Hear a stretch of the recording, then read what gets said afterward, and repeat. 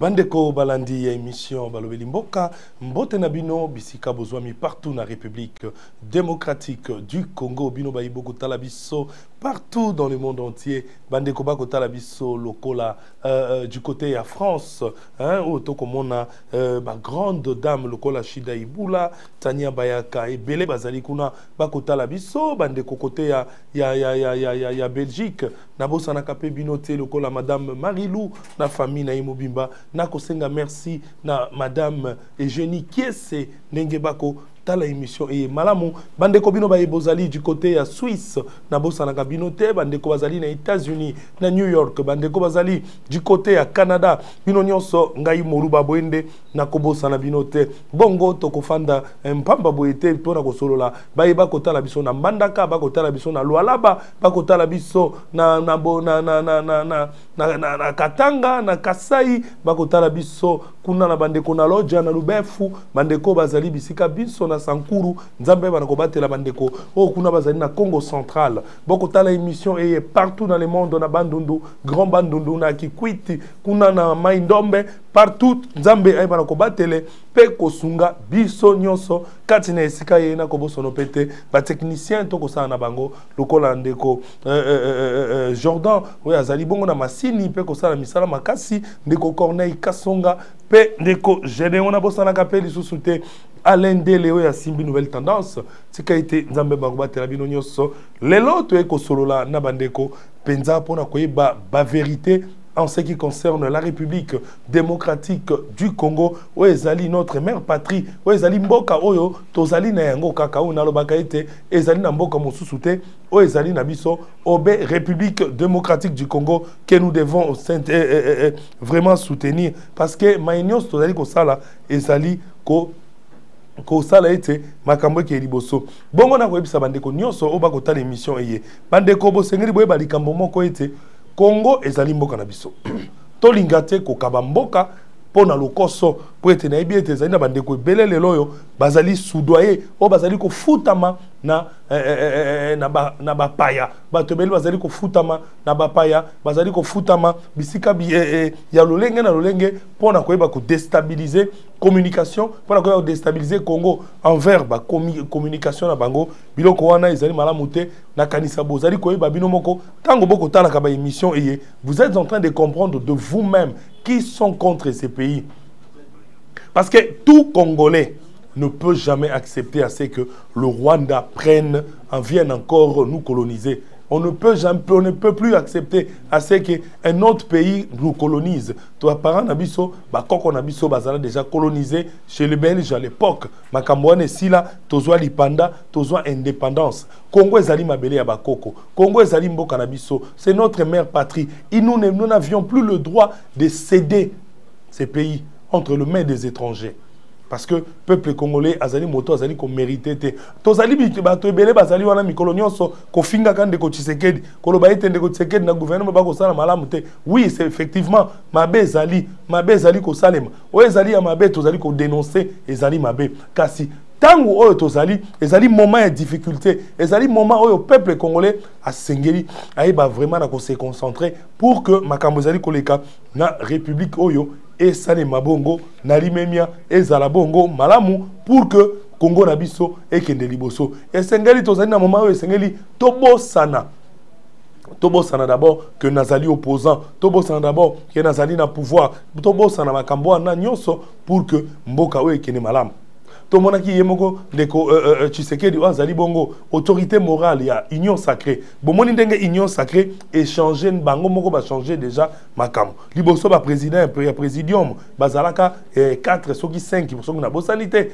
mais lelo bazali plus de 30 personnes. Donc ça dit bazui ba leader ya ba regroupement nyonso nde ba koti na kati. Ça dit ba komi ko modifier makamo malembe ba bazaki ba tout puissant lelo ba komi ba puissant ba bazaki ba puissant lelo ba komi ba moyen ba faible lelo esengeli tozala na amour ya république nabiso mokolo lelo na kotali sabino bino moko bandeko vous allez comprendre qu'est-ce qui se passe en République démocratique du Congo. Banguna balobaki mingi banguna basalaki lolendo banguna bayaki pona ko kosuluka kosala nanga o bino mozali kokumisa lelo ebele bozali ko bossa na ete nanga o bozali ko kumisa lelo nanga wana asalaki na mboka oyo nanga wana azalaki na seni awo nani ayebaka nanga avant nanga azala na seni moto moko ayebaki nanga te moto moko atikala koyeba nanga te na likambo ata moko songolo mpakala ke nanga azalaki kosala esika boye nanga azalaki boye nanga babimisi ye bafuli ye bomonaki ye moko batata oyo babimisaki ye bakankenza basila ye bongo komodiri ye.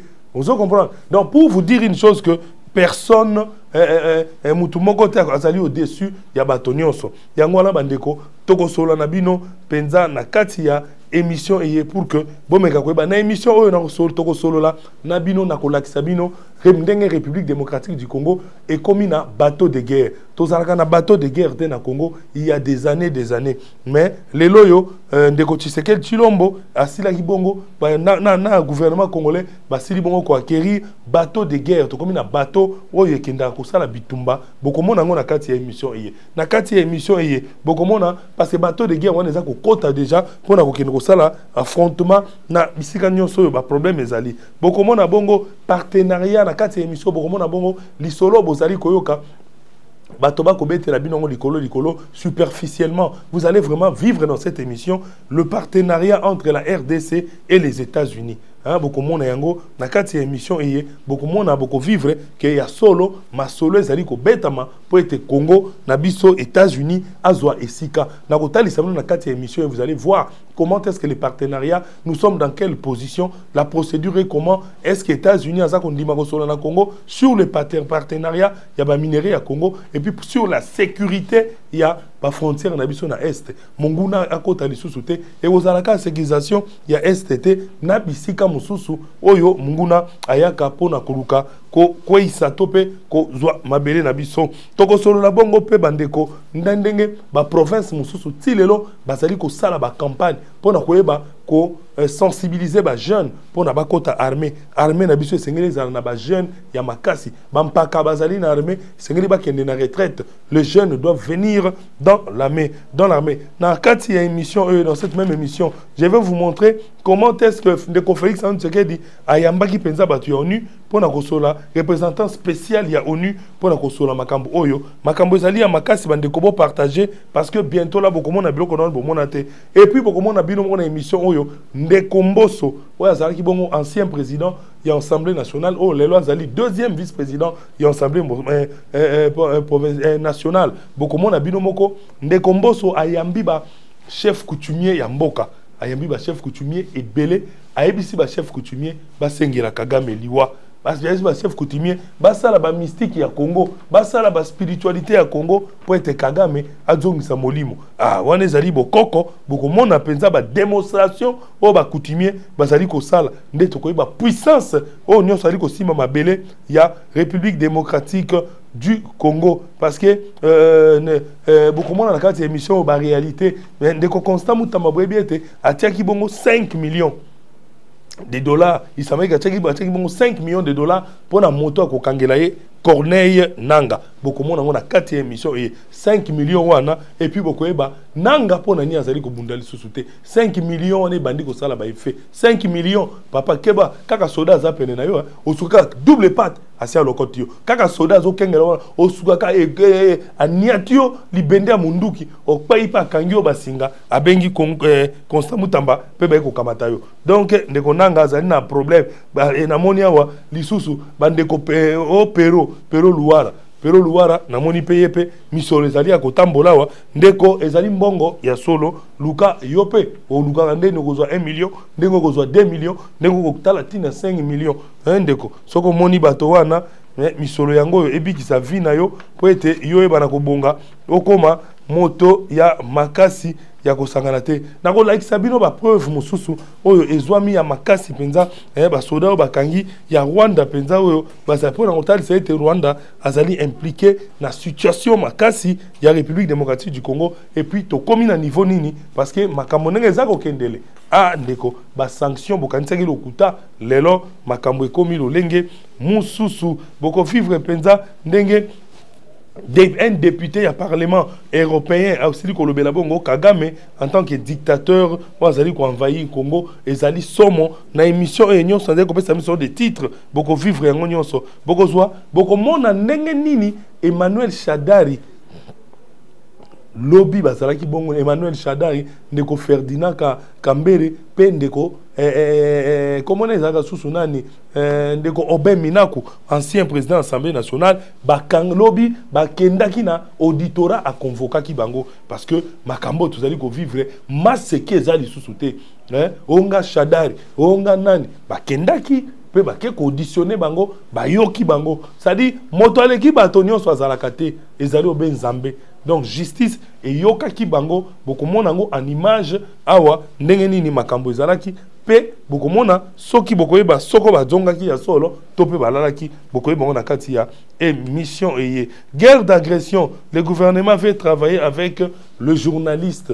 Gouvernement ki ndeko muyaya aningi bongo ko travailler ensemble na ba journaliste pona ko ça la communication ya malamu pona ko boma poison oyo ya ba ndoki to pe batamite mamabe o ba ko leka ko ça la ba vidéo ya mabe poison ba vue pa ça la ba na YouTube to na TikTok to na biloko mususu po ete ba bana ko kosa peuple congolais bango balia misoro ezali mabe makasi toko banda bongo na vidéo monene oyo député moko ya Parlement européen a cela qui bongo ko parler de Kagame comme un dictateur qui envahit le voisin. Le voisin on est allé la République démocratique du Congo. Dès qu'aujourd'hui on retient la biso vidéo ya député européen oyo ba vérité zali koloba vraiment sali somo bandeko tolande.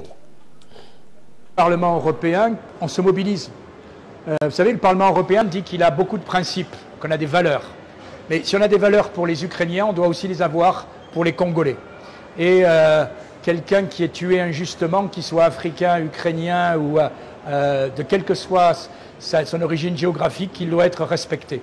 Voilà pourquoi donc nous on est satisfait que désormais le Parlement européen ait pris cette décision sur les sanctions. Il reste maintenant à la faire appliquer par le Conseil européen, ce qui devrait être fait, j'espère, à partir du 17 mars, puisque le Luxembourg, qui avait bloqué la décision, dit maintenant qu'il ne la bloquera pas. Je pense que pour le moment, on est sur le bon chemin et que M. Kagame commence à être connu pour ce qu'il est, c'est-à-dire finalement un dictateur qui envahit le pays voisin. Cet accord entre l'Union européenne et le Rwanda doit être annulé. Voilà, c'est tout. Vous savez, moi je suis député européen. D'ailleurs, j'ai commencé à m'intéresser et à piocher suite à cet accord parce que au début, on nous a dit qu'il y a un accord extraordinaire qui a été signé entre le Rwanda et l'Union européenne sur les minerais critiques qui garantit à l'Europe d'avoir ces minerais quand elle les achète et quand c'est nécessaire et qui garantit au Rwanda d'être payé et surtout qui garantit la traçabilité de ces minerais. Alors moi je me suis dit, bon si c'est gagnant-gagnant, tant mieux, est-ce qu'on peut voir l'accord? Et en réalité, pendant 5 mois, on ne nous a pas donné cet accord extraordinaire. Enfin, quand vous faites quelque chose de bien, normalement vous en êtes fier, vous le donnez à tout le monde. Et puis j'ai la naïveté de croire qu'un Parlement, ça sert aussi à donner son avis, voire à voter ces accords. Au bout de 5 mois, on a réussi enfin à avoir ces accords et on s'est aperçu que la traçabilité n'existait pas. La traçabilité dans cet accord, elle est purement déclaratoire. C'est-à-dire que si je vole votre téléphone, eh bien après je vais le revendre et je dirai ce téléphone est à moi. Et donc vous pouvez me l'acheter. Et c'est ça en réalité qu'il y a dans cet accord, c'est-à-dire une traçabilité qui est basée sur rien de sérieux, qui est basée sur les déclarations du vendeur. Alors forcément, le vendeur ne va pas vous dire « ah ben je l'ai volé ». Voilà. Et donc il faut que cet accord soit annulé. Après il faut aller plus loin et votre président a raison, il faut trouver un moyen pour mettre fin à ces pillages mais aussi à ces querelles. Et donc il faut travailler, c'est ce qu'on essaye de voir, sur une traçabilité réelle de ces minéraux. Wana ezali bongo moko ya ba député européen oyo azali koloba sembo tant to benga député européen azali pa ba député ba siéger na Union européenne. Donc à lobby vérité, à lobby il faut vraiment makambo ici là parce que il faut ba annuler contrat oyo Union européenne azali nango na moibia mboka oyo ya Rwanda. Le contrat ou un contrat mabé pour être après ce coup il a même dit que c'est comme si quelqu'un qui te vole un téléphone, il amène chez un autre acheteur pour chez un acheteur pour lui dire que le téléphone est allé en gaï somba yango. Donc il y a pas question que bakangi moibiona, tu risques na yo pe bakanga en tant que reseller. Les ali bongo eloko ya mabe oyo mboka esengeli toyeba kotala makambo lolenge ezali kosalema. Les Congolais nous ne pouvions plus accepter. Les Congolais nous n'avons pas le droit d'accepter toutes les bêtises. Vraiment que l'Europe lâche la République démocratique du Congo et nous les Congolais nous devions nous prendre en charge. Il faut que Congo tous se prendre en charge, savoir comment nous acquitter de tous ces blancs-là, parce qu'ils viendront chez nous que pour bénéficier. Il n'y a personne qui vient chez l'autre sans intérêt. Vraiment, ils allaient il n'y a pas si. Rapidement, tu connais la Sikoyo. Vidéo moko ndeko Félix Tshisekedi a accordé audience na envoyé spécial des Nations Unies pour être même na kosolola obe makambo etali République démocratique du Congo. Ndeko Jordan okoyeba ko balancer les biso vidéo wana parce que ezali makambo oyo ezali ko salema vraiment na kati ya République na biso oyo to sengeli koyeba ko solola lelo yo mboka ekomi koluka kobongisa makambo Congo ekomi koluka ko sala makambo ya solo mais bato mosusu bazali komona yango kaka pamba ezali malamu te mboka na biso etikala kaka na souffrance ya modèle boye. Donc Grand Lac balobi retour en image sur l'audience que le président de la République Félix-Antoine Tshisekedi a accordé ce lundi à la Cité de l'Union africaine à l'envoyé spécial de l'ONU pour la région des Grands Lacs. Région des Grands Lacs ndeko ndeba région bozali komona à côté à ba est kuna. Rapidement au tiens la biso vidéo. Le 4 avril prochain, le Conseil de sécurité des Nations Unies va tenir une importante réunion à New York consacrée exclusivement à la situation qui prévaut à l'est de la RDC. En prévision de cette importante réunion, l'envoyé spécial du secrétaire général des Nations Unies pour la région des Grands Lacs, M. Wang Zia, est en tournée dans quelques pays de la région. Reçu par le président de la République Félix-Antoine Tshisekedi Tshilombo, M. Wang Zia a expliqué l'objet de sa mission au chef de l'État qui a fait à son tour sa lecture de la situation actuelle jugée très préoccupante. Au cours de cette même audience, M. Wang Zia a réitéré la volonté des Nations Unies d'accompagner la République démocratique du Congo dans la recherche d'une paix durable au regard des atrocités que vivent au quotidien les populations des provinces du Nord et Sud Kivu. Nous avons une situation de crise très inquiétante avec les dernières évolutions qui a aggravé encore davantage l'instabilité dans la région des Grands Lacs, notamment à l'est de la RDC. Avant d'aller à New York pour participer à une réunion du Conseil de sécurité consacrée à la région des Grands Lacs, qui aura lieu le 4 avril prochain.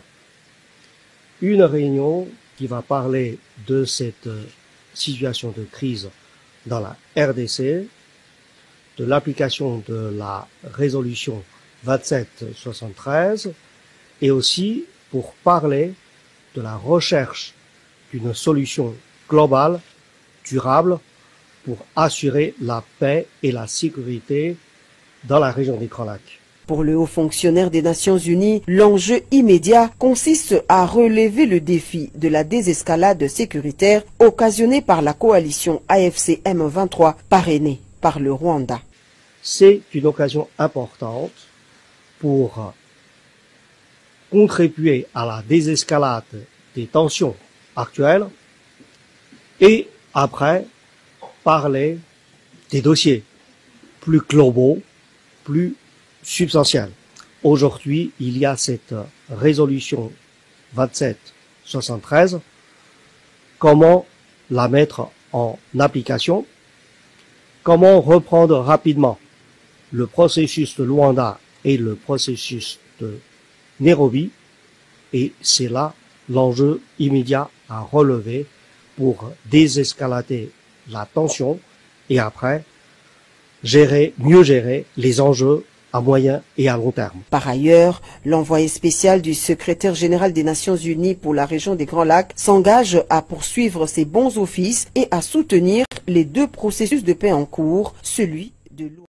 Bandeko na kanisa bouti kolanda bino moko na chaka vidéo parce que boye bana koyoka parce que ngana lingaka te bovanda oza kota l'émission mais oza koyeba te ezali réel ou eza réalité bomoni bino moko lolenge nini makambo oyo ezali ko salema to solo nana mwa moke bandeko bozali kotuna nga motuna naza komona boko koma boko luka koyeba vérité na likambo etali bongo 5 millions oyo batiaki wana ndeko tiela nga nano mukanda oyo bozali komona bimelaki bongo mukanda oyo biso tomoni kuna na cabinet ya ministre na biso soki tokotala yango il va retrait que mukanda oyo ezali koloba réalité totala yango mukanda ezali koloba ete son excellence monsieur le ministre d'État ministre de la justice et garde des Sceaux annonce qu'une récompense de 5 millions de dollars est offerte à toute personne permettant l'arrestation des condamnés Corneille Nanga, Bertrand Bissimwa et Sultani Makenga. Hein? En outre, en prime de 4 millions de dollars sera accordé pour toute information menant l'arrestation de leurs complices en fuite, notamment Pero Luara, Irenge Baelenge. Oh, bah, comment on a vu ça, Irenge, oh, hein? Pero Luara. Irenge Baereng, ainsi que d'autres individus recherchés. Pour tout contact, contactez, le numéro est là. Bandeko, Likamboyo ezali Mokanda. Tomoni wana le cabinet du ministre d'État, ministre de la Justice et garde des Sceaux. Bandeko, mbongo tokoluka mbongo biso nyonso. Kasi esengeli toyeba modèle nini. Ndeko batieli bino 5 millions, batie 5 millions, batie 4 millions, onga kobenga millions. Ndeko, soko yo kutani na liduso ko dwila nanga 5 millions na wezali wana. Oko zola bisui moi 5 millions na eko jwa makuna. Oyo pe kuna popo epitoki akozwa Pero Luara esika Pero azali ndeko yo moko tala esika no ko kamatai. Il semblerait qu'azali na Belgique selon les informations na banquette toko sala azalaki na Belgique et on a même entendu parler que nous avons entendu parler il semblerait que Pero Luara passeport na ya Congo ici là il semblerait que à voyager qui Belgique na passeport rwandais na passeport ya Rwanda de Pero akimaki pour na kokota Belgique webi mbula boni depuis quand Pero azali ko bunda apkende mikili na poto pour na okende ko bata makusala exil ne malamu donc banani banani ba faciliter Pero Luara voyage wana se kazalaki au moment où azana passeport expiré. Passeport congolais n'a expiré. À côté Mikili na Belgique, na lipasa nini. Il semblerait qu'il a utilisé un passeport rwandais de azali nango kuna na kati ya boka ya Belgique. Bandeko bozali na Belgique, bozali na France, bozali na Suisse, bozali na Italie. Bandeko 4 millions ezali. Ezali mbongo amasekite. Soko moni okangiye oduye bengangai. Bengangai yebisangai. Donc bakoyeba ndeni basalisa yo po ete akoma yo okamata million na yo pe yoko bakoloba te ke bakorevese yo te ke yo nde moto osali yango ndeko bozosanga na 4 millions de dollars oyo pe bandeko bozali na est vous êtes en train de suivre cette émission vous tous qui êtes là-bas na côté à est ndeko nanga to bisima oyo akokanga ye asali tout ke Congo ezwaye a ndeko ozwi misolo na yo 5 millions ezali yo muto lingaka kozwa mbongo olioke nozwa mbongo na kisi oyo ezali kisi te oliozwa mbongo na kobetaka baje bamundela azolia mbongo yosobetaka baje awa baje sportif awa mundela azolia uka mbongo 5 millions yango batieli yo mais ezali na likambo na ngina loba bandeko ba communicateur oyo balobelaka mboka babengi ngai balobi moluba bwende yo pe tomona kolobelaka mboka biso toza kolobela mboka biso bao toza kolobela mboka toza kolobela mboka na mpoete mboka ezali mboka na biso ezali mère patrie na biso bandeko pe mususu wa journaliste ba kolobela mboka mboka ezali mère patrie na biso mboka oyo ezali Congo ezali mboka na biso tolobela kango parce que ngai jamais na okiko ndima attendre ko Tshisekedi azali na mabe na ye moment oyo ezali moment oyo nous sommes là pour soutenir le pays mais biso ba oyo mukoloni bokotiela biso pe mbongo bolobi ke bino bolobelaka mboka malamu totieli bino pe 10 millions yango bokabola bo vivre pe biso to kolobela mboka biso to kobunda pona mboka ngana obuka lokuta te boyebi bino moko toza kolobela mboka ngai na yaka te pona kolobela ndeko Tshisekedi nalobelaka ndeko Tshisekedi te ngana za kolobela mboka na ndenge mission na ezali balobeli mboka tango mungu na zoya kobundisa ngai Kongo ezali mboka na ngai munguna zoya kobundisa ngai jamais na koloba malamu ya munguna. Je serai toujours du côté de mon pays. Parce que les amboka na ngai entre biso tokoki kobongisa malamu. Bo tiape mbongo pona biso. Bo tiape mbongo pona biso. Malgré la moni ndeko Patrick Muyaya asali ndeko Patrick Muyaya asali communiqué moko oyo penza boko mona image ko Jordan bongisa message moko ya ndeko Patrick Muyaya oyo azali bongo ministre ya communication ya République démocratique du Congo. Message ya koloba ete ils sont là pona koluka kosala armée moko numérique pona koluka kotala ndenge nini toyeba kolobela mboka pona koboma poison oyo ezali koya ya ba communicateur o bazali corrompu. Le gouvernement veut avoir les journalistes comme des alliés pour combattre le poison rwandais. Ndeko Muyaya nazali ko senga na yo botala ba journaliste ni ba ko sala musala oyo ezana ebele bokozwa tango bakobimisa mwa financement olebo soutenir ba journaliste o bako sala musala bako lobela mboka baza déjà na elan wana membongo wana e okomona ekei pa ba mercenaires batoyo balobela kamboka te po bayebani na songolo pakala vraiment nazali ko senga na son excellence Patrick Muyaya o sala musala oyo lolenge longo bani pour que bao basala ka musala wana nde basala yango. Oui, les communicateurs, oui, il y a une différence entre les communicateurs et les journalistes et les gens qui parlent à la télé pour défendre la cause de la République démocratique du Congo. Vraiment, c'est un message que je lance. Ce n'est pas... vous savez, quand quelqu'un n'aime pas les pays, quand quelqu'un est contre les pays, même si vous les soudoyez de l'argent pour parler du pays, ako lobaka kapona makambo ya motema mabe motema likundu ndeko journal tia vidéo wana bato ba bana kotala. Je salue l'initiative parce que ça ressemble bien à une réponse à l'appel que le gouvernement a lancé, le président de la République, en parlant de mobilisation générale. Il y a quelques semaines, nous avons lancé la campagne Congolais Téléma et l'organisation de ces assises par GED rentre dans le cadre de la mobilisation de professionnels des médias pour parler à la fois de la situation de guerre que nous connaissons, mais aussi pour parler de paix, parce que après la guerre, il y aura la paix, et parler de la contribution des journalistes. Mais bien avant qu'on arrive à la paix, nous avons eu l'occasion de faire le point de la situation avec les médias, en commençant par saluer leur implication, parce que comme nous disons souvent, avant d'être journaliste, c'est d'abord de Congolais que cette guerre concerne les Congolais. Nous voyons régulièrement à travers les écrits, à travers le reportage, des journalistes être engagés, porter les messages de la défense de la patrie. C'était une occasion de les saluer, mais aussi une occasion d'exprimer toute notre solidarité, parce que nous savons que maintenant, actuellement, il y a des journalistes à Goma, à Bukavu et dans les territoires des parties du territoire sous occupation qui ne peuvent pas exercer leur métier, qui sont intimidés, qui sont contraints à la clandestinité, qui trouvent en tout cas dans ces mots notre solidarité, le travail que nous faisons pour nous assurer qu'ils sortent de cette situation. L'autre point sur lequel nous sommes revenus, c'est la nécessité d'avoir des journalistes comme des alliés. Parce que comme vous le savez, dans cette guerre, il y a aussi une guerre informationnelle qui est faite avec l'inoculation du poison rwandais. Et nous voulons que les journalistes puissent être les remparts contre ce poison en apportant toujours la bonne information et en challengeant toutes les mauvaises, toutes les fake news et la campagne de désinformation ourdie par le Rwanda et malheureusement relayée volontairement ou involontairement par certains compatriotes ici. Donc c'était une occasion pour nous de revenir sur ces BABA et de rappeler la nécessité pour tous en ces temps de crise d'être toujours... Sawana Boutou Kolanda Bongo, ministre, ouais, Azali Bongo Moko, ministre de la communication, ancien gouvernement, il y a République démocratique du Congo. Pour être basé pour ça, il y a Kotambola Penza, pour ne pas boma poison et il y a Rwanda parce que Munguna na biso seka zali, il est pas zali na batonaye o ya zako futa mbongo. Kasi peuple congolais, yo o zali awa na Congo, soki oyebi kolia ka mbongo ya Rwanda. Pour na ba communication ya mabe, pour na koyeba ko détruire mboka na biso moto ya nzambe ko zali kolona yo, pe okolapa, okoyeba na kotika tango ba kokanga yo, okoyeba kolomona kindeko pero luara asala ki video moko aza kolobela likambo, o bakangi bandako, bazui bandako, ndeko pero, ngana koyebiselo ko moko.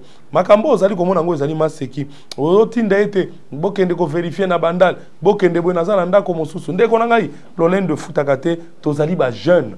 Conseil na ko biso tozali ba jeune tokoyi kote kamboka te pona koluka mais ozwa mpifo po ete moi misolo ozwaka otongi bandako wana bato kutu bazali komituna koloba ete ozwi mbongo wana wapi ya kotonga bandako oyo il semblerait que bakangi soki eza ya solo baokanga biloko na yo na kosenga na ndeko otala sima ozonga moto ndenge ndeko fere gola yemba tala sima zonga moto po ete oyeba penza koyeba kosala makambo na lwenge te pero luwara ezali vi na yo ezali vi ya bana na yo mboko ezali mboka ya bakoko ezali mboka esengeli tozala na bolingo nango ndeko Jordan Sikawa oko préparer ngai image oyo video audio moko bolanda bino bato bozotuna nga mituna est-ce que ya solo RDC aza ko signer partenariat na États-Unis pour na États-Unis ko sécuriser est ya Congo bandeko bolanda audio oyo euti bongo na RFI bolanda RFI ya tongo ya leo na 5h du matin et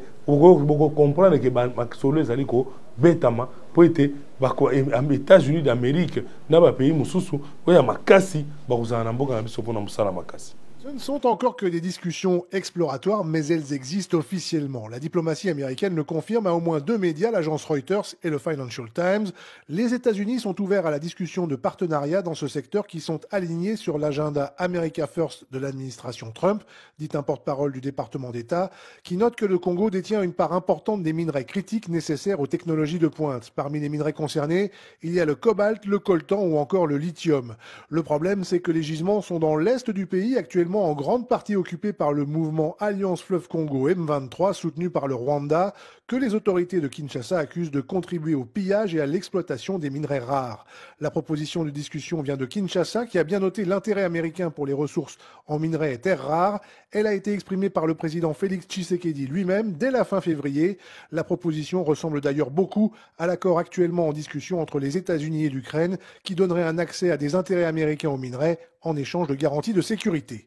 Guillaume Nodin, Washington, que les autorités de Kinshasa accusent de contribuer au pillage et à l'exploitation des minerais rares. La proposition de discussion vient de Kinshasa qui a bien noté l'intérêt américain pour les ressources en minerais et terres rares. Elle a été exprimée par le président Félix Tshisekedi lui-même dès la fin février. La proposition ressemble d'ailleurs beaucoup à l'accord actuellement en discussion entre les États-Unis et l'Ukraine qui donnerait un accès à des intérêts américains aux minerais en échange de garanties de sécurité. Guillaume Nodin, Washington. Ok bandeko nakanisa bino moko boyoki wana salima kibongo na RFI nde bongo ki bolandi message wana donc masolo ezali ko betama ngana kotali sabino ete masolo ezali ko betama pour que mboka na biso esengeli makambo esalam États-Unis bientôt la signature au Salem a ko signer yango entre ndeko Trump a ko signer ça la signature wana te entre États-Unis na ndeko Tshisekedi kasi a ko signer un accord entre États-Unis na République démocratique du Congo ndezali mboka na biso yango wana bientôt bokomona makambo eko changer boka moite parce que Congo ekobonga toloba yango bandakala vraiment masolo ezali ko beteme po ete eleka malamu ndeko Jordan ko bongisela ngai vidéo oyo tokotala biso moko bandeko toyeba ki nani azali nani ndeko Mbosso azali bongo deuxième vice-président ya Assemblée nationale boyebi ndeko Mbosso ayambaki bongo ebele etuluku ya baoto bengi ba chef coutumier batondaki meke na salle ndeko Mbosso ayambi ba chef coutumier batondaki na salle asololi na ba chef coutumier pe makambo esololami botala yo moko ndeko Mbosso ndenge azali ko senga na ba chef coutumier ete basengeli basala balakisa Kagame ete tozali na coutume balakisa Kagame ete tozali ba coutumier tozana makasi ya koboma yo to ya kokwaisa yo esiko ozali wana na mystique ya Congo rapidement ndeko Jordan.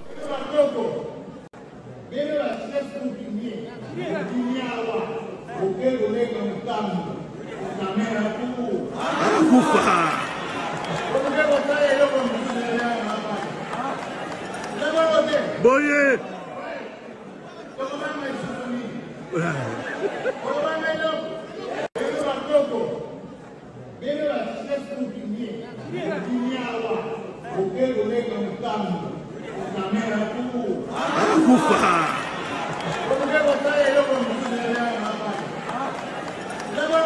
Boye.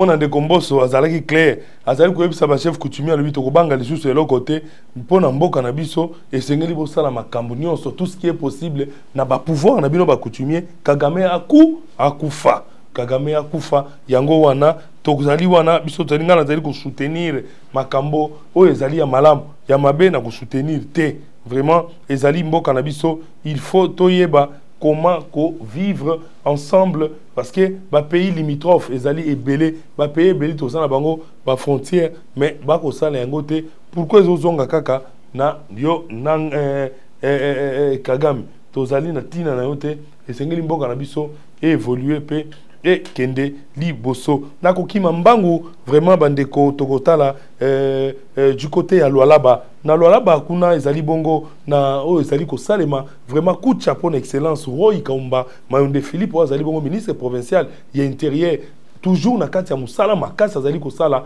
bazali bongo ba jeune azali toujours ko sala campagne na ba jeune pour que ba jeune bakota na armée au lieu ya ko waya wala au lieu ya ko waya waya au lieu ba kendaka ko yiba ba minéré na ba carrière ya bato ba jeune bakota na armée pona ko yeba ko salela mboka de bongo une quarantaine de jeunes bayaki bango moko bana mike pona ko yeba ko kota penza na kati ya musala na soda bango bandimaki ete esengeli bakota na musala na soda pona ko yeba ko battre la République démocratique du Congo o ezali mboka ya bakoko na biso o ezali mboka na biso esengeli bakoko na biso bayeba vraiment ko zala batikela biso mabele esengeli bango pe bakoko na biso ba découvrir que batikela biso mabele pambate mboka oyo ekokende liboso mboka oyo ekokoisama te Congo na biso ekokende te yango wana 47 jeunes volontaires se sont fait enregistrer ce vendredi donc au ministère de l'Intérieur et Sécurité. Ces volontaires disent être prêts à rejoindre le rang des forces armées congolaises pour défendre l'intégrité du territoire national. Merci, Wana, ministre provincial et intérieur, Ndayambi Bango. Rapidement, de Jordan, tu as vidéo pour te demander comment il va et du gouverneur. Fifi Masuka Saini saluait la bravoure et la détermination de ces jeunes volontaires prêts à 24 heures seulement après son appel aux jeunes de s'enrôler massivement au sein de l'armée de la RD Congo, 47 jeunes volontaires sont arrivés de leur propre gré ce vendredi 7 mars au ministère de l'Intérieur et Sécurité pour témoigner leur engagement au ministre Lualaba Roy-Kama Mayonde Philippe. C'était là aux côtés du colonel Prince Chibumbu de la 22e région militaire garnison du Colosi en charge du recrutement au Lualaba. Son excellence Roy-Kama Mayonde Philippe a écouté tour à tour les volontaires qui veulent à tout prix rejoindre les rangs de forces loyalistes. Njia ya kusekrize nchi yetu, kukombania nchi yetu. En tout cas, bani bambe mimo nina rendea. Je bale bote bateza kwa bena fa makaji, basha makaji, bale bena junguluka bila makaji, bakwe tukwe na pamoja. Merci beaucoup. Merci. Vaut mieux choisir temps ya bien ya kusema tunaenda kutumikia leta mfa normal, mkaji ya bien ushibebe ukue utumikie leta mfaso ya kusema bana kukokota kwa muntu. Vile unabeba volontaire mwenyewe susi yako unapenda mtumikia leta. Tukile colonel atatuambia shishi bote tunechiwa kwenda tumikia leta. Tunechika aba mi forcer hapana ina forcer hapana. Ça va, merci. Mpige mbe mikono mwe. Très content de l'engagement des volontaires, les patrons de la sécurité au Lualaba au nom du président de la République Félix Antoine Tshisekedi Tshilombo et du gouverneur Fifi Masuka Saini saluait la bravoure et la détermination de ces jeunes volontaires prêts à protéger l'intégrité du territoire national. Courage sana. Vile munejitolea na volonté ya kusema musaidie République juu ishikwe agressé na ba ennemi, c'est une très bonne chose. Ni wakati ya kuita ba jeune de 18 à 25 ans mkuye kwa wingi mwende kwa armée musaidie inchi. Le travail d'un militaire c'est un travail noble. Ni kazi ya heshima, ni kazi ya kuheshimisha inchi yetu. Alors munjira mama Fifi, munjina ya ma institution yote ya République, munjina ya commandant suprême Félix Antoine Tshisekedi Tshilombo na miremercier na mipatia nguvu mwende mkafanye formation kesho mkwe bantu. Tunasikilizana? Ndio. Mungu atemichunga atemibariki na tutavaincre l'ennemi. Pas besoin d'en parler plus, ces volontaires savent mieux ce qui les attendent et c'est quelle est leur mission. Ok, wana bomoni bongo ezalaki bongo ba image kitoko oyo batindeli biso et pas ya partenaire azali bongo chargé de communication Ndeko Roy excellence Roy Kamba Mayonde Philippe Ndeko Henri le vôtre kala la coup de chapeau na musala makazo ali ko sala bandeko esengeli boye ba été ba jeune hein? Et puis bano bazali kozwa ezali bana oyo atoye volontairement soko zali na moins de 18 ans excellence Roy Kaombamba de Philippe a kozwa yo te azali bon ko sala ko lancer message yo te ba jeune o bazali koya boya zala déjà na preuve na yo que na sina atteindre 18 ans ou plus, hein? Alobi yango wana 18 tekino 25 ans boya bokota musala wana ezali malamu vraiment merci na maman Fifi Masuka na soutien ozali ko sala na ba makambo ezali ko sala makuna vraiment merci beaucoup na oyo bozali ko sala bongo toujours na lwala ba ezali lisusu na un jeune très courageux, un jeune oyo ayebani makasi kuna malgré ba détracteur batu ya mutema mabe bazali kokota ye fiti bazali ko loba biloba loba que yazali ko kamata ba jeune na makasi archi faux et archi faux parce que j'ai mené mes enquêtes en tant que journaliste d'investigation. J'ai fait les investigations que à Kolwezi, dans la province du Lualaba, le jeune vienne volontairement pour soutenir la République démocratique du Congo. Il s'agit donc de Maître Trésor Mamba, qui est le président de la jeunesse de FIDEC, qui est le parti cher de Maman Fifi Masuka. Maître Trésor Mamba, qui avait donc organisé une grande cérémonie en vue de mobiliser la jeunesse pour que les jeunes viennent intégrer à l'armée afin de soutenir le combat, afin de devenir des militaires pour sauver la République démocratique du Congo qui est notre mère patrie. Le Maître Trésor Mamba a donc parlé à la jeunesse. Il a expliqué aux jeunes filles et aux jeunes hommes de bien vouloir soutenir ces grands pays. Simba, Mboka na biso malamu pour être Congo et Sengeli et émerger et Kendeliboso. Parce que beaucoup de jeunes manquent de quoi faire. Beaucoup de jeunes bazako trembaler inutilement. Yango Maître Trésor Mamba a 8 ans yako sona bango. Chose grave na kola Sabino, il y a de jeunes même qui travaillent. Ba jeunes baza déjà na misala mais andimi kotika musala salaka pour akota na armée ayeba na ko sauver mboka baye volontairement comme on a Maître Trésor Mamba ou azali bongo directeur ya brigade en trip fraude ya province wana rapidement de Jordan chilanga na ba jeune oyo basalaka déjà mais bandimi kotika musala pour na koya ko bundela République démocratique du Congo. Autorité morale na tant que ni représentant wa jeune tunapikia merci beaucoup banduko yetu kwa kuonesha mapendo juu ya amour ya patrie kama mnaona bote leo hapa banakuwa juu kwenda kujintegrer kwa armée. Nishitapenda kusema kama tunasema tunapenda vile tuanze na yeye ni agent aseme kini qui na motiver na kini qui na pousser à chekaji à pouvoir intégrer kwa armée. Merci vraiment pour la parole. Moi personnellement, j'ai été touché vraiment vu que l'armée congolaise yetu kuna kwa certains soldats banakuwa ko MPAG tunangara na diminution banakuwa kilo. C'est la raison pour laquelle j'ai pris la décision d'intégrer l'armée afin que pour sécuriser la population et tout c'est un peu ça. C'est ouais nous pour nous motiver. Tout que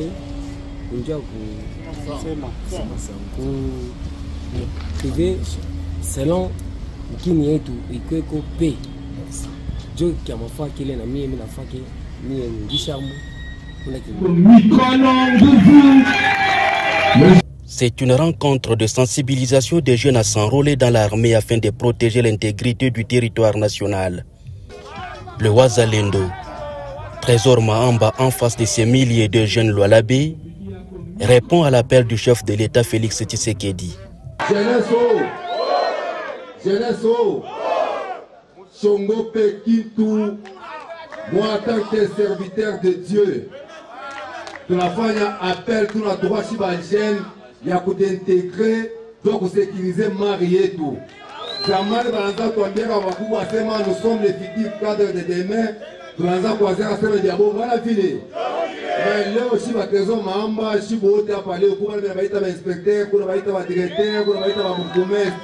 Maintenant, quel est l'avenir à quelque chose? Il y a pas de malopoué tout dans la Toufaka. Tout à l'heure, Penda, Bakouye, Bapate, Manuma, Bintou, Bizouibio, Tébécha, Mouyanga, Babifomone. Benependa pays, Batapema, Babia, la base, Kolopa, Moumabalabala.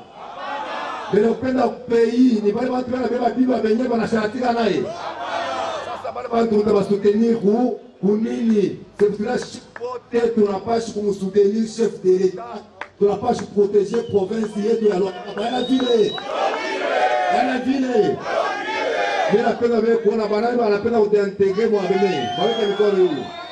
Sur place, plusieurs jeunes ont accepté de servir sous les drapeaux.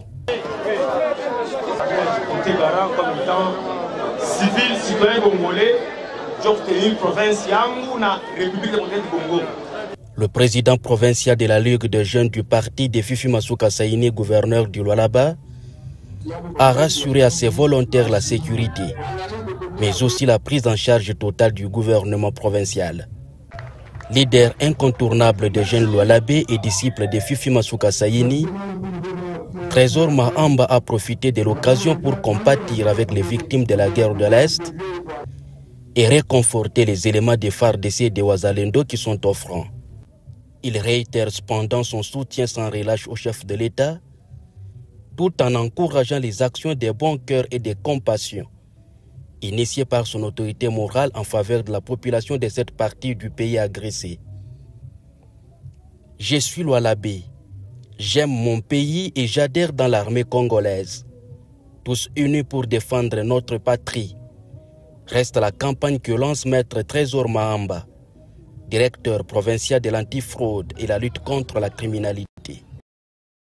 Merci beaucoup. Vous venez de voir Maître Trésor Mahamba, c'est un jeune Oyo Andima qui travaillait na gouverneur Otobengi na Kombo ya Madame Fifi Masuka, un jeune courageux. C'est un jeune d'ailleurs, quand on l'appelle maître, c'est maître parce qu'il est d'abord juriste. C'est un juriste connu là-bas. Maître Trésor Mahamba, il est le numéro 1 de la brigade antifraude. Il est là à Osala Moussala. Tous les Congolais sont d'accord na niveau ya Lualaba katanga ona aibani makasi ba jeune ya boyende chef de l'état zana bango posa ba jeune ya boyende ndeko Félix Tshisekedi asengeli akanga azwa ba jeune ya boy a propulser bango pour que ba banako simba jeunesse ya République démocratique du Congo. Coup de chapeau na mama Fifi Masuka na choix ya président ya Ligue des jeunes na yo Moussala et bongo esengeli salma bongo Lualaba esengeli azwimisa ba soda ebele et vraiment mama Fifi Masuka et c'est lui qui finance bateau ya boy hein bateau ba Trésor Mahamba il faut que financer bango pour batambola penza Lualaba bobimba pour na ko benda ba jeune bakota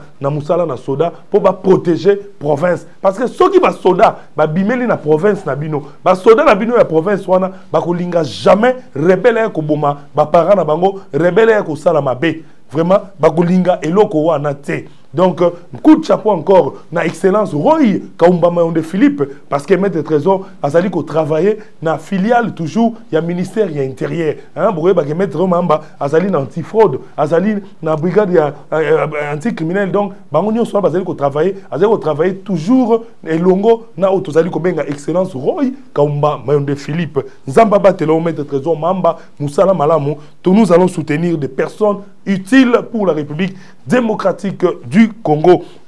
Bongo bandeko, émission na biso zali toujours ko continuer, tozali ko lobela, ngai moluba bwende na lobela ka ba anti valeur te. Na yebisaka ba gouverneur bazali na ba province, soko zali anti valeur ko benga ngai te na loba makambo na yo. Na loba makambo ya bato yo, ba yebi ko tambusa mboka na biso. Tokei côté ya boma oyo boko mona bino moko na compte ya ministère ya défense. Mais le ministre de la défense na kombo ya bazali kobenga bongo le ministre de la défense na kombo ya Guy excellence Guy Kabombo Mwadiam Vita azali bongo asalaki bongo musala moko makasi atambola ki bongo akendaki pona ko inaugurer masuwa monene oyo l'état congolais asili bongo kokamata tozalaka na bateau de guerre te l'état congolais bitumba oyo ezali ko pesa biso toujours makasi po ete makambo le kamalamu ndeko Guy Kabombo Mwadiam Vita son excellence qui est le VPM le ministre de la défense est allé inaugurer de lui-même vraiment c'est un ministre qui est correct dans ce qu'il fait, un ministre qui est sérieux dans ce qu'il fait, un ministre qui s'est veillé dans l'armée. Il a vraiment fait la demande à Sengagina Mokonzi Mboka, Balukela Bango, bateau de guerre, pour être affronter Bangouna, coup de chapeau. Ndeko Jordan Gauthier vraiment un message excellence. Guy Kabombo Mwadiam Vita, na message de ça toujours na cadre, il y a soutenir Ndeko Félix Antoine Tshisekedi Tshilombo, na Moussala Makassa Zali Kosala, rapidement Ndeko Jordan. C'est une fois de plus l'occasion de remercier le commandant suprême pour avoir permis l'acquisition de cette unité navale destinée à assurer ainsi la surveillance de notre côte et limiter l'intimidation de la marine de notre voisin. Ce patrouilleur, deuxième grande unité de la force navale, doit désormais marquer sa présence le long de notre frontière maritime et prendre en charge la problématique de défense et de sécurité liée à cette importante voie de communication avec l'accord reçu du président de la République, chef de l'État et commandant suprême des forces armées de la République démocratique du Congo, son Excellence Félix Antoine Tshisekedi Tshilombo, et celui de la Première ministre, chef du gouvernement, Judith Soumina Toulouka. Je vais m'employer à acquérir une autre unité très bientôt. Je vous rassure d'une bonne prise en charge de l'équipage et toutes les dispositions seront prises pour que l'alternance pacifique du 24 janvier 2019 soit opérationnelle sans arrêt. Donc, wana bozali ko bona bongo ezalaki bongo ministre ya intérieur et ya ministre plutôt le vice-premier ministre ministre de la défense na kombo ya obazali ko benga excellence Guy Kabombo Mwadiamvita ndeko Guy Kabombo Mwadiamvita oyo azali mbongo une personne oyo azaka toujours déterminé, il est déterminé dans tous ses projets, il est déterminé ndenga lobaki toujours il est déterminé pona kokende kosilisa bitumba wana bitumba ekosila pe alobaki yango ensemble avec les chefs de l'État bitumba wana ekosila vraiment bakolanda makambo nyonso en bonne et due forme makambo ekosila pe congolais akozonga na mabele na ye akozala na kimia wana bozali komona ezali bongo bateau de guerre ezali masuwa o ezali komema mama na libongo te ezali masuwa te pona mama baki no so mabiloko na mbandaka ezali bateau de guerre bateau ezali blindé na kati boza komona ezina minduki de ko Jordan tika e défilé bato ba mona démonstration ya bateau oyo ba mona penza ke ezali bateau ya solo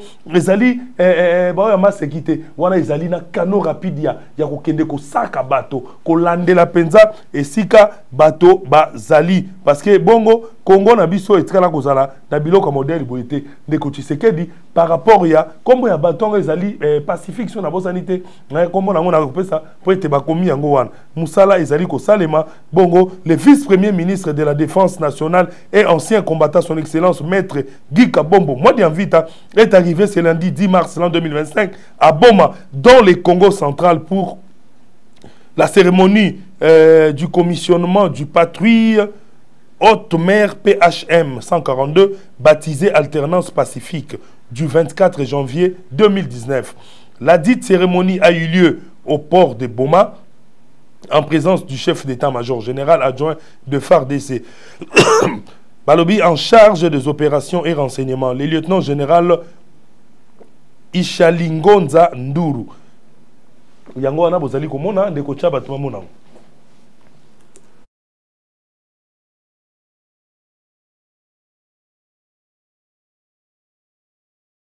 L'occasion de remercier le commandant suprême pour avoir permis l'acquisition de cette unité navale destinée à assurer ainsi la surveillance de notre côte et limiter l'intimidation de la marine de notre voisin. Ce patrouilleur, deuxième grande unité de la force navale, doit désormais marquer sa présence le long de notre frontière maritime et prendre en charge la problématique de défense et de sécurité liée à cette importante voie de communication avec l'accord reçu du président.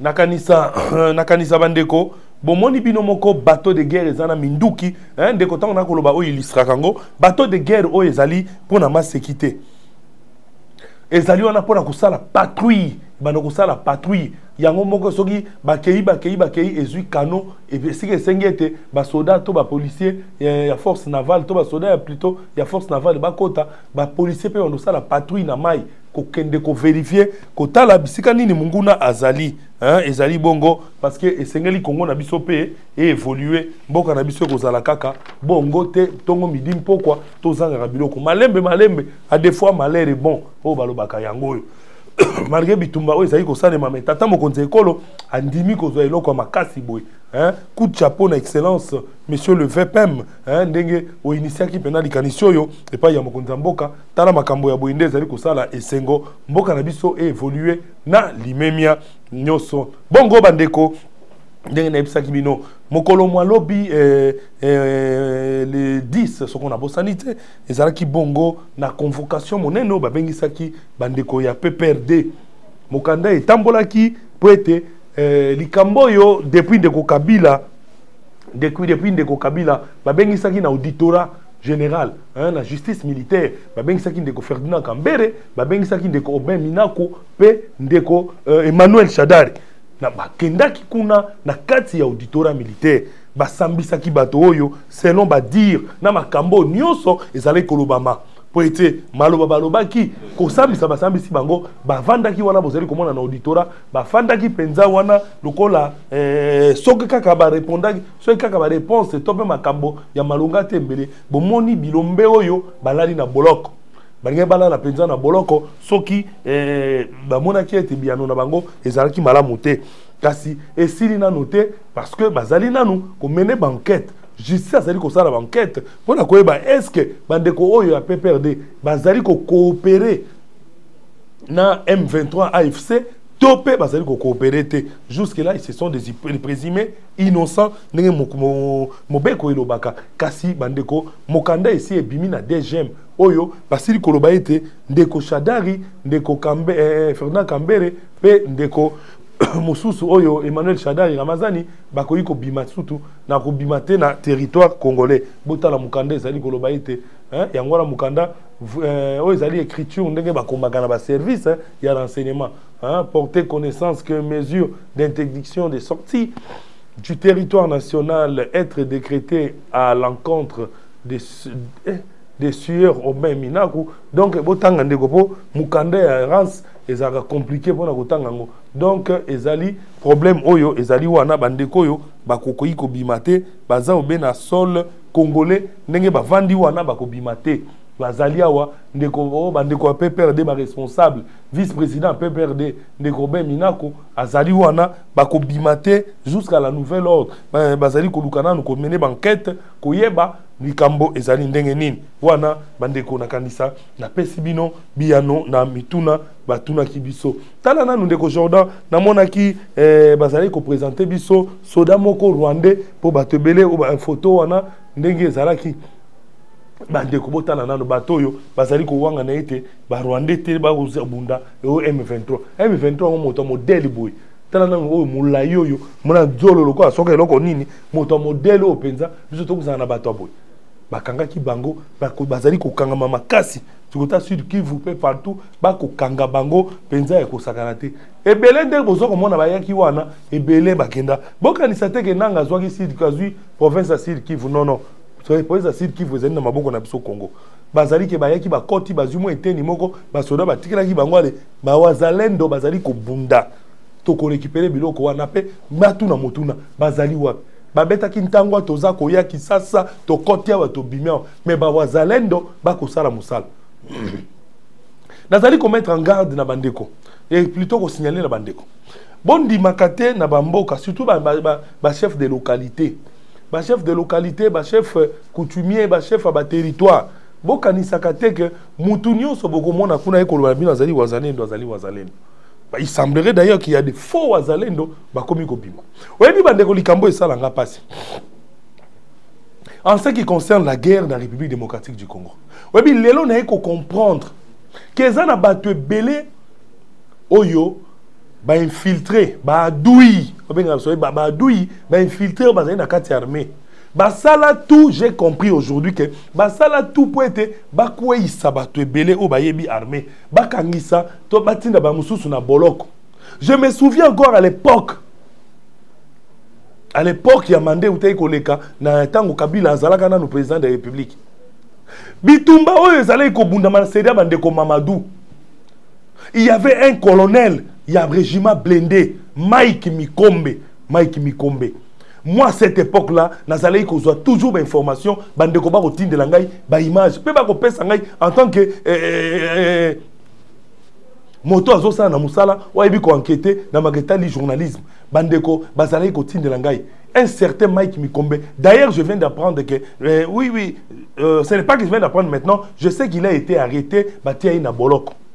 Type wana bazali ko beta azali ko bunda côté moko de ko Mamadou bangonde baski misaka rebelo M23. De ko wana Mike Mikombe colonel wana installa beno moko bazoka baya ko créer likambo moko boye pona ko luka ba kangisa ye akota boloko. Uta akota boloko bandeko makambo ezali ko beba. Blende wana ezali ko fonctionner lisusu malamu te ko beta ko poudrier ye omoni moto ayebi mosala ba fiti ba ko bima kaka moto ayebi mosala bato bazali contre ye ba ko bima ezalaki kuna na Nord Kivu ensemble na gouverneur oyo bazongisaka koto oyo ti ba ko tia gouverneur oyo ba betaki masasi que son âme repose en paix nazali ko senga na tata mokonzi ekolo bomeka ko revoir na dossier ya colonel oyo Mike Mikombe. Bon revoir dossier à colonel Mike Mikombe. Azali moto yo sangone panzana na arme lourde. Na blende wana musala salaki na pembeni ya Mamadou. Ayebi mboka wana. Nazali ko senga na ndeko monsieur le excellence monsieur le ministre. Monsieur le VPM. Gika bombo mwa diamvita. Bon mekana no kotala. Ndeko Mike Mikombe. Wa azali colonel yo azali na régiment, azali na blende. Moussala makasi ya salaki à l'époque ya Mamadou vraiment bon meka kotala nan parce que mboka na biso ekotika na boyete à son époque ba betaki rebelo loko lelo ko mususu parce que otali batunyo so ba bundaka na Mamadou batunyo so ba comprenaka Mamadou ndala que son âme repose en paix lelo bazali bakangami ba boma ba mususu to ebite bazali wapi équipe wana ndeko Mamadou tanga kufi équipe etikalaki tala ba uti ko kanga ndeko Mike Mikombe yao bakangi epe batie na boloko bozomona te que il y a de ceux-là qui provoquent ces choses-là bayebi que mutu tel s'il est sur terrain bayebi par exemple que Mike Mikombe s'il est sur terrain lokola za blendeman congolais de père et de mère akolinga jamais mboka wane ko isam yeyo ndeko Mike Mikombe le colonel Mike Mikombe Agno Kwami Abundina à l'époque de Mamadou, il n'était même pas colonel fou à cette époque-là. Si je me souviens, il était lieutenant-colonel. Babunda, kaka même rebelle oyo. Même rebelle wana ba koisaye M23 qui m'a kotazam. Mais n'a ko comprendre sikoyo que ba congolais to milingité. Bon tika konyoko la ndeko Tshisekedi, bon tika konyoko la président de la République. Bon tika konyoko la chef de l'État. Il faut battre Yamakasi Oyo Bazal. Son Excellence, Monsieur le Président de la République. Bon, mais quand on revoir audition de Mike Mikombe.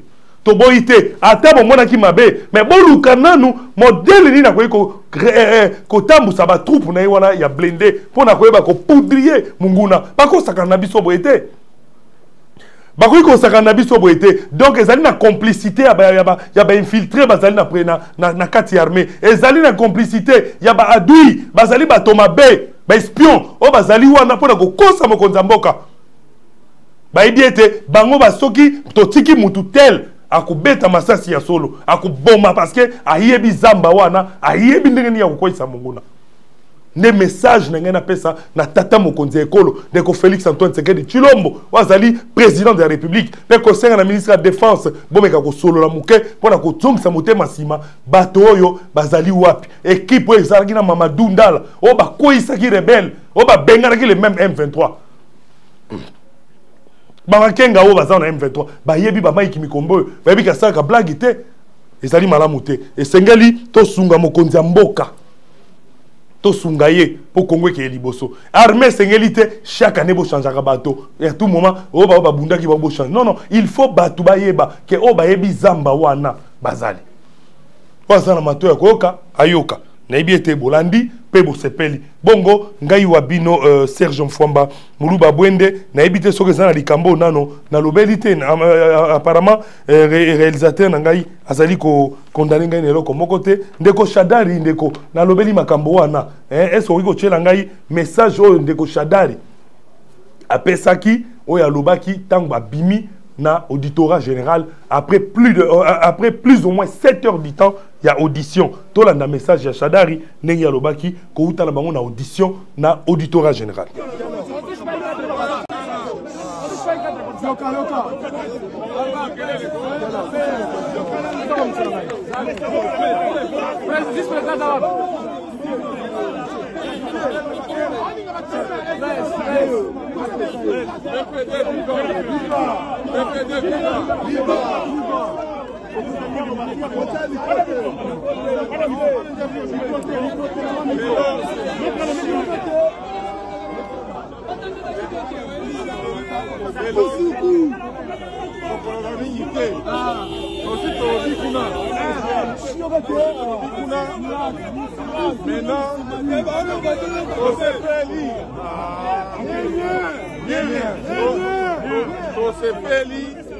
Dengue, ma militant, ma compagnie, Kai, un président, un Kamere. Makambwele kinango, bien. Makambwele makelele. Sikoyo, Bovandawa, Bovanda Mkewa, Nakei, dans 15 minutes, Nana Koutonga.